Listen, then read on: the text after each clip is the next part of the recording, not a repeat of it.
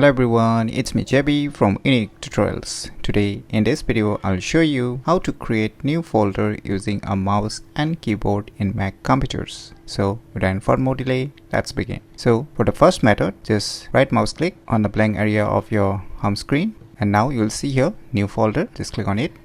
So now a new folder will be created. So this is the first method. And for the second method, on your computer keyboard, just press Command, Shift and N.